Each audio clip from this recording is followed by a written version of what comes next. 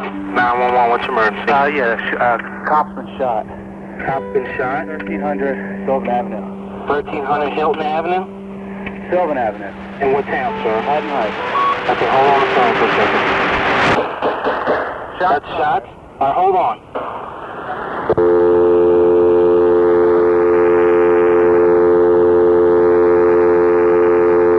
What number's Haddon Heights, Jeff? What number is it? 63 what? Over there. Yeah. Hold on a second, sir.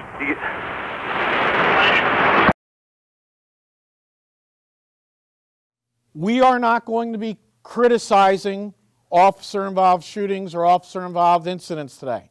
We're not going to be Monday morning quarterbacking officer-involved incidents today.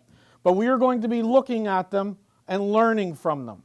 Because if we do not learn from officer-involved incidents, we are doomed to repeat history. To the far left is my brother John. John was a police officer in Haddon Heights for approximately 4 years. Before he died in the line of duty, he was 24 years of age.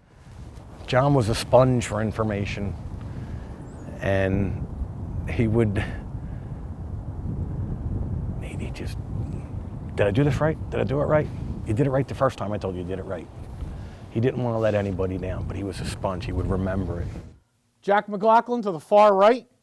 Jack McLaughlin was 35 years of age when he joined the Camden County Prosecutor's Office. He had retired from the military, was hired by the Camden County Prosecutor's Office. He graduated in December, and he was killed in the line of duty that following April. I got hired at the Camden County Prosecutor's Office in March of 1994, and Jack came, I believe, December of 1994, and we both were assigned to the Child Abuse Unit. Back then it was called the Special Assault Unit, which was, again, a child abuse unit, and that's where I first met him. He was a family man, a down-to-earth kind of guy, easy to get along with, very personable. 911, what is your emergency? I got a man here going nuts with a gun. He's shooting officers. Okay, sir, where is he? 1231 Sylvan Avenue. All right, hang on, I'm going to transfer you to police, sir. Hang on the phone. You're going to hear a dial. The house we're going to talk about today is 1231 Sylvan Drive, the house at the top in the center. On April 18th, 1995, Sergeant on patrol received a complaint of a 3-year-old little girl that was being molested by her uncle/aunt, Glenn Leslie Nelson. Glenn Nelson, a.k.a. Leslie Nelson. Glenn Nelson is a transsexual, lives in Haddon Heights. I have never dealt with him, never had a communication with him before. My Sergeant Ronald Shute, he had an encounter with Nelson years prior where Nelson was carrying a concealed weapon in a shoulder holster in the county park, and ended up having a wrestling match over the gun at some point in time, and which is the reason why Nelson was not permitted to have any weapons ever again. Jack McLaughlin is assigned the case. This is Jack's first solo case as a detective. We do not have enough to arrest Nelson. However, the Division of Youth and Family Services, DYFS, has to go out and interview Nelson anyway and look at the house. And we want to continue our investigation and see if we can maybe get Nelson to implicate himself in this crime. Sir? Yes. They seem to be not answering. That's Haddon Heights Well, Police. that's fine. How about getting some damn police around here? Sir, I've got some police coming to you. Where is he? Where's who? The guy. He's up in the house. Up in what house? 1231 Sylvan Avenue. Okay, where are you in the house, sir? You in the house with him? All right, wait a minute. Interview goes on and on and on with Nelson. During the interview, Nelson's mom and dad come home. They were out shopping. They participate in the interview. As we're going back to the station, Jack is explaining to us what happened in the interview, more importantly, what happened upstairs. Jack saw a bullet reloader when he was upstairs. Jack says, I'm really worried that he's going to do something to this little girl and the mother. Sir? Yes. Yeah, talk to Haddon Heights Police, sir. Hello? Sir? You, for God's sake, get somebody around here. Hello? What's Yes. the address, sir? We got a man running loose here with a gun. Who has a gun, He's sir? killing people. Sir, who has a gun? My daughter. So we take the information where Jack saw the bullet reloader, the fact that Nelson is not allowed to have guns in the state of New Jersey, and we issue a search warrant. To do this, Jack wants to be the lead because Jack feels he's developed a rapport with the suspect. My sergeant and I, Ronnie Shute, we were going to be the first two in the door. Well, by the time they left the station and came here, those plans had changed. I volunteer to be his number 2 man. Behind me is going to be Bobby Griffith, Joe Downs, and Ron Shute. And then at the back door is Detective Sergeant Bruce Koch. I was specifically assigned to the rear perimeter where Sergeant Shute and Officer Downs were out front. Jack walks in, he exchanges pleasantries with Mrs. Nelson, tells Mrs. Nelson that he needs to talk to Leslie again. The mother yells upstairs, "Leslie, that man that was here earlier needs to speak with you." As soon as he announces the search warrant, Nelson starts to move. All I hear is movement. Jack sweeps aside his jacket, pulls his gun. He starts to pursue Nelson. Jack gets to the top of the stairs here, and he turns. As soon as he turns, he's met with weapons fire. He never gets his gun up, he never gets a shot off, nothing. We have shots fired, officer down. Okay, where at? It's on the 1200 block of Sylvan Avenue. Okay, there are officers out there now. Can you Yes. give me a little more information? What's your name, sir? My name's David Massey. I live right across the street at 1300 Sylvan Avenue. I was going out for a run, and I left the house and got about 30 or 40 yards from the house down towards the park, away from the incident, and that's when I heard the gunfire. I heard my dad yell from downstairs. He said, "Get down!" And I knew it wasn't like he wasn't playing around with my brothers. It was get down. It was something serious was going on. I turn and I just start trying to shoot through the wall at Nelson because of the angle I'm at. I don't see him, I just see the flashes. That's where I saw Joe Downs, pull his gun and jump behind a tree and, hold his revolver out. And I came to a spot right here. This is where my foot stayed. I was bladed here the whole time. As I'm firing my weapon at him, he's firing his weapon at me. One of the first shots I take is I take a bullet through the hand, goes into my pistol, blows my pistol out of my hand. You hear the dreaded officer down, and I remember looking at the house, taking everything in, and then, trying not to get shot myself. I get shot up here in the upper arm. I get shot here in the chest, shot here in the chest. I get shot in the front here and also in the trauma plea. At the time, I didn't even know what was going on. I didn't realize that, that by then someone had been shot already. I was upstairs, so I had to kind of creep down the stairs and figure out, there's an open window at the bottom of the stairs. I kind of debated back and forth with my parents, like, should I come down the steps? Should I, go in front of the window? I mean, somebody's shooting outside. I see one officer behind the tree out front of the house. Where's the officer you say is shot, sir? I can't see him. I just heard him yell, "I've been shot." He was around the side of the house. I saw Richie come out, and Richie stumbled down the hill. I said, "Richie, you gotta get up, you gotta get up." He said, "Jack's shot. He doesn't know where Bobby Griffith is." Mount Ephraim patrol car pulls up, guy I went to the academy with, actually. Pulls up, Joe waves him down to me. With that, Vic Player came by. Vic shot up. We told Vic, "You have to get Richie, you have to get Richie." Vic Player shoots in front of the house, pulls up, and Bobby Griffith is with me now. Bobby helps me get into the Mount Ephraim car, and we pull away. We were going to our first story, and then all of a sudden they said we're getting on the scanner police activity in Haddon Heights on Kings Highway. And when we went over there, by the time we got there, the police barricades were up. We got off the bus and we rode the same bus and we walked to the house. And there were two people there in not uniforms, they were in street clothes. And they asked where my mom was and my sister told them and I got upset. Because you could see their their gun. gun. And I got They had the upset. holster on. And I said, well, why did you tell them they're gonna go hurt mommy? They told me that Jack had been involved in an accident.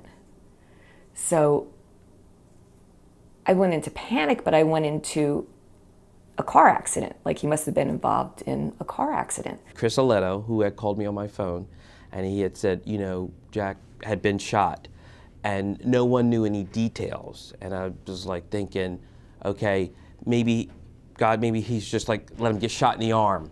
Basically, I heard it on the news before I heard from anybody else. And of course, the news had everything 50 shades of messed up. You know, we knew that we had a really big story going on there because it quickly became evident that at least some people had been shot. There was a lot of shots back and forth, and when we first heard them and I didn't see the cops, I thought it was just kids playing with firecrackers, because nothing like that ever happens in Haddon Heights. And I could see the muzzle blasts from Nelson's second-story window. I did see what I believe was Nelson's mother wrestling with Nelson in the rear window. You know, I try to get out to get a shot off. I'm peeking, can't see anything. As soon as I bring my head back, I know this tree's getting hit because I'm getting hit with more bark. And then I just remember the next thing I know, looking behind me, and there was officers from all over the area that had come in to assist. Gunshots and SWAT teams crouched down behind patrol cars broke the suburban tranquility of Haddon Heights today.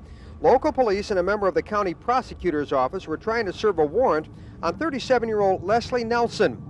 There was cops coming from different directions and blocking off all the streets around the area, and there was a lot of activity across the street from Leslie's house. John Norcross and Joe Sack came, and they helped us evacuate out of the house and escape to a truck. Gunfire was still going on. At one point, Joe had then turned and said that John had been hit. I recall him going behind the house or seeing some police behind the house and, peering his head around the side, and I found out after the fact that he was shot at that point.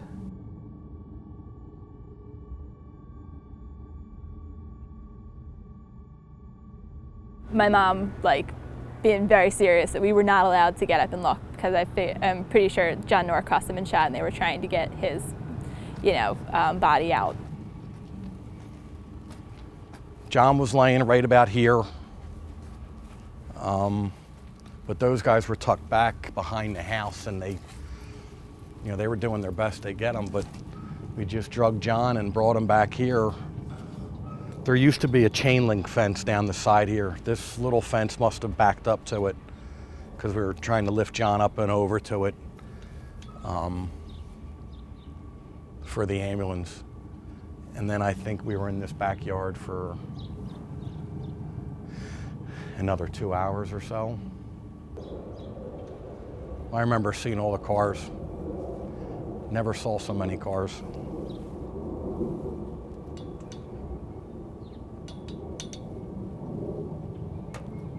Never been here.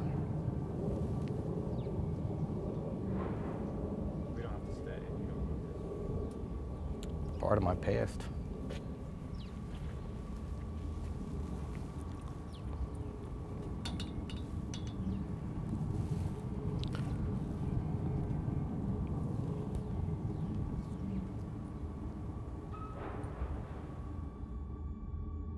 "24-year-old John Norcross was shot on the head. The wound was fatal. His older brother, Officer Richard Norcross, was also hit. Rich is in the hospital, recuperating from critical injury wounds, had undergone surgery. Also shot and killed was investigator Jack McLaughlin. After hours of negotiations with police, Nelson pushed the dead man's body out the door, where it stayed on the steps until negotiators were able to talk Nelson into surrendering. Terry Ruggles, News Center 10.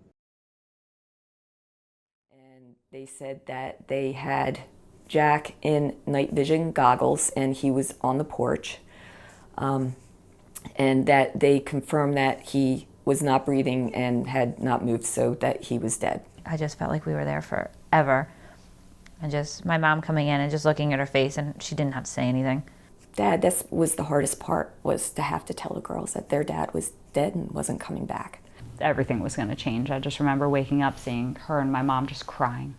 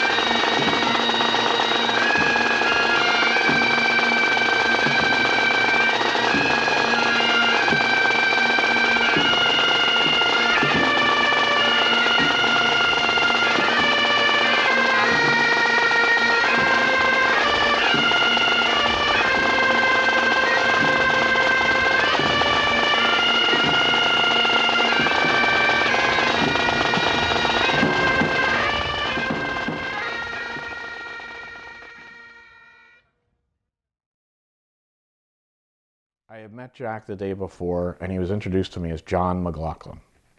I didn't even realize anybody called him Jack until after he was dead. We had told the hospital that we were going to tell him the following day. I remember asking the nurse if John had made it, and she told me no, she was sorry John didn't make it. I guess she was the next shift or whatever, she didn't get the memo. And she was just talking, and she says, you know, I recently lost my brother. I know exactly what you're going through. I know how hard it is to lose your brother. And I'm like, huh, we're not talking about the same John.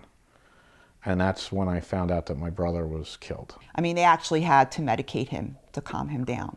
And they were calling me, and I'm like, I'm on my way, I'm on my way. And I'm like, well, you know, nobody was supposed to tell him. We were supposed to tell him. I didn't even know he was there. He was due to go in the next shift.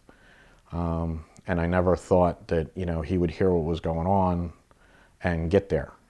Never even dawned on me. But, you know, his partner, really good cop, Joe Sack. Joe was listening on his portable and heard what happened and called John up, and they responded in, you know, even though their shift hadn't started.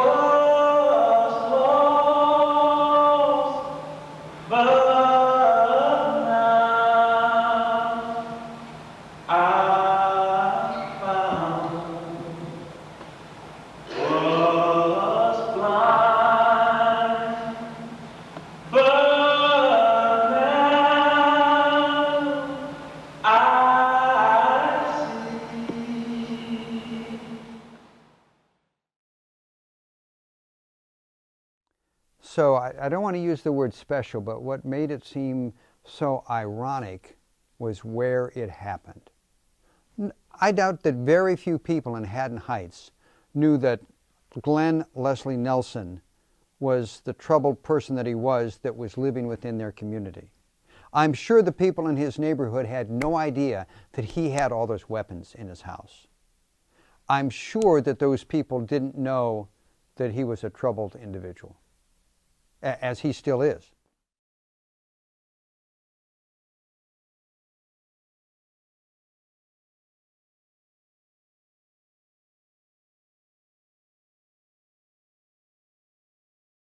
You know, something terrible, terrible happened in their town.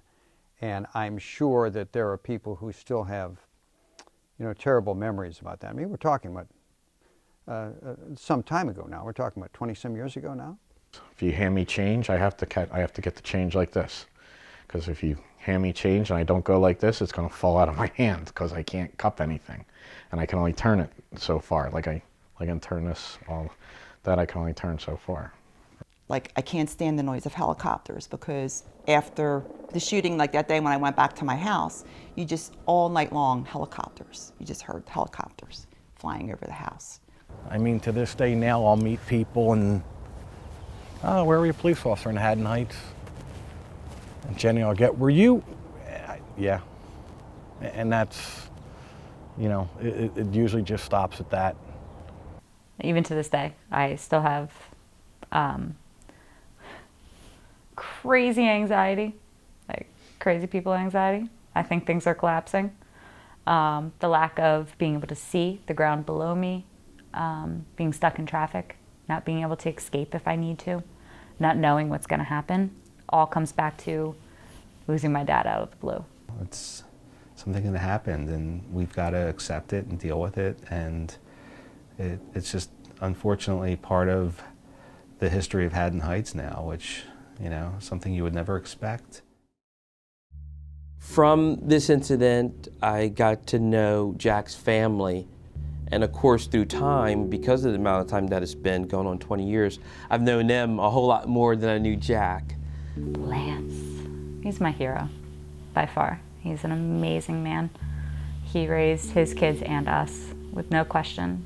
He was there for holidays. He was there for hockey games when the girls, you know, or basketball games or whatever the girls were involved in. He was there for things that happened right after Jack was killed, when you would go to a award thing or a dinner or something like that. When things were so crazy and everything was up and down and we didn't understand, you know, people coming and going, Lance was always a constant, always.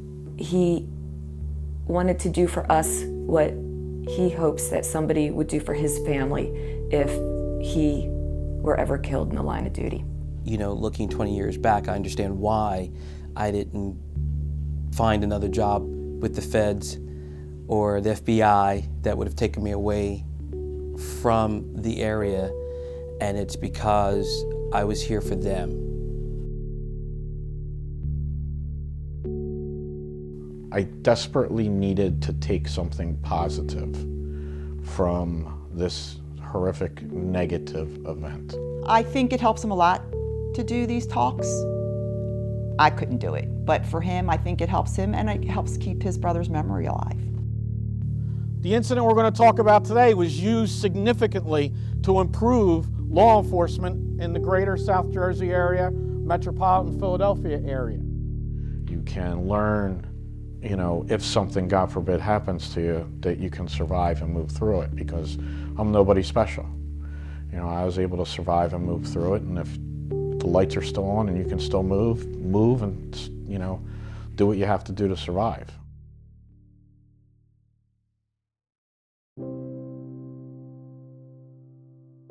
You wonder about these kids that John evacuated out of this house 20 years ago. They're adults now. And, you know, John's actions probably saved their lives. I can't thank John Norcross. I can't thank John McLaughlin for the sacrifices that they've made, but, you know, being able to thank Rich Norcross and, you know that Kim McLaughlin and her 2 daughters are still around and doing well, it means a lot to me, because I don't think I realized the enormity of that sacrifice until I became a parent myself. Welcome to Haddon Heights, and thank you for coming to our Memorial Clock rededication ceremony. HSPD is honored and humbled by your presence.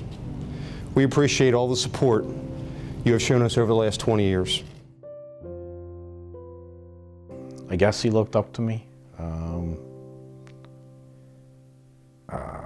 You know, I'd like to think he did. I'd like to think that I inspired him a little bit.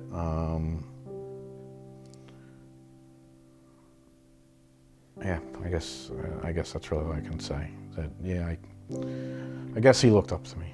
You know, I certainly looked up to him. So, you know, he, as much as I may have taught him, he taught me more. So, he was a good man.